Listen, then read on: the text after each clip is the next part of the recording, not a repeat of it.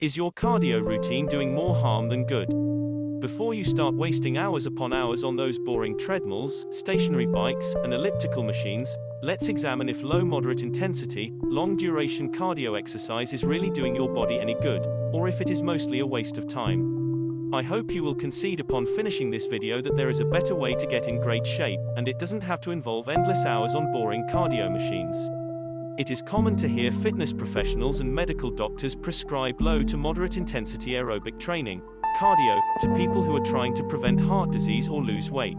Most often, the recommendations constitute something along the lines of perform 30 to 60 minutes of steady pace cardio 3 to 5 times per week, maintaining your heart rate at a moderate level. Before you just give in to this popular belief and become the hamster on the wheel, doing endless hours of boring cardio, I'd like you to consider some recent scientific research that indicates that steady pace endurance cardio work may not be all it's cracked up to be. First, realize that our bodies are designed to perform physical activity in bursts of exertion followed by recovery, or stop and go movement instead of steady state movement. Recent research is suggesting that physical variability is one of the most important aspects to consider in your training. This tendency can be seen throughout nature, as all animals demonstrate stop and go motion instead of steady state motion. In fact, humans are the only creatures in nature that attempt to do endurance-type physical activities. Most competitive sports, except endurance running or cycling, are also based on stop-and-go movement or short bursts of exertion followed by recovery. To examine an example of the different effects of endurance or steady-state training versus stop-and-go training, consider the physiques of marathoners versus sprinters. Most sprinters carry a physique that is very lean, muscular, and powerful-looking, while the typical dedicated marathoner is more often emaciated and sickly-looking. Now, which would you rather resemble? Another factor to keep in mind regarding the benefits of physical variability is the internal effect of various forms of exercise on our body. Scientists have known that excessive steady-state endurance exercise, different for everyone, but sometimes defined as greater than 60 minutes per session most days of the week, increases free radical production in the body, can degenerate joints, reduces immune function, causes muscle wasting, and can cause a pro-inflammatory response in the body that can potentially lead to chronic diseases. On the other hand, highly variable cyclic training has been linked to increased antioxidant production in the body and an anti-inflammatory response, a more efficient nitric oxide response, which can encourage a healthy cardiovascular system, and an increased metabolic rate response, which can assist with weight loss. Furthermore, steady-state endurance training only trains the heart at one specific heart rate range and doesn't train it to respond to various everyday stressors. On the other hand, highly variable cyclic training teaches the heart to respond to and recover from a variety of demands, making it less likely to fail when you need it. Think about it this way: exercise that trains your heart to rapidly increase and rapidly decrease will make your heart more capable of handling everyday stress. Stress can cause your blood pressure and heart rate to increase rapidly. Steady-state jogging and other endurance training does not train your heart to be able to handle rapid changes in heart rate or blood pressure.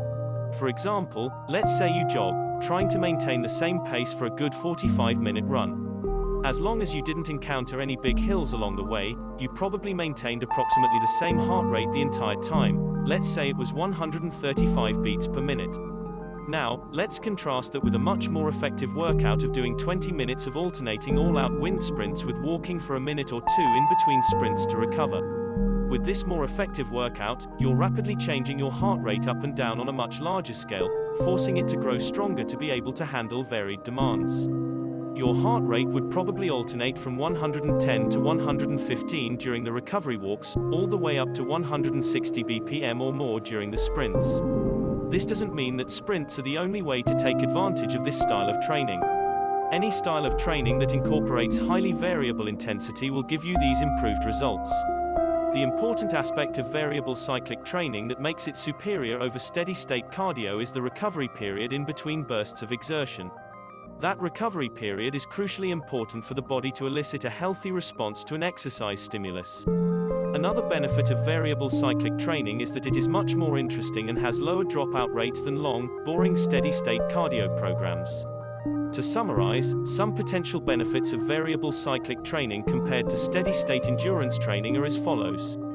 Improved cardiovascular health, increased antioxidant protection, improved immune function, reduced risk for joint wear and tear, reduced muscle wasting, increased residual metabolic rate following exercise, and an increased capacity for the heart to handle life's everyday stressor.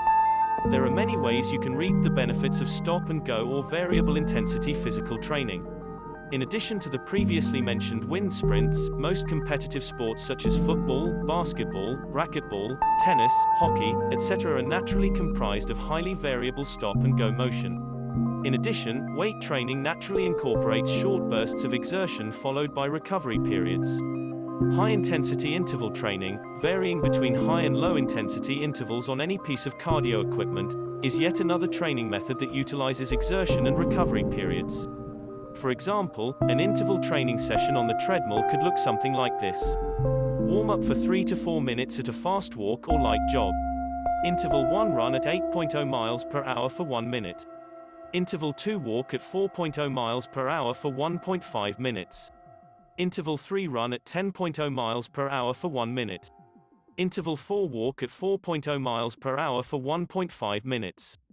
Repeat those 4 intervals 4 times for a very intense 20-minute workout. The takeaway message from this video is to try to train your body at highly variable intensity rates for the majority of your workouts to get the most beneficial response in terms of heart health, fat loss, and a strong, lean body. Thanks. Please like, share and subscribe.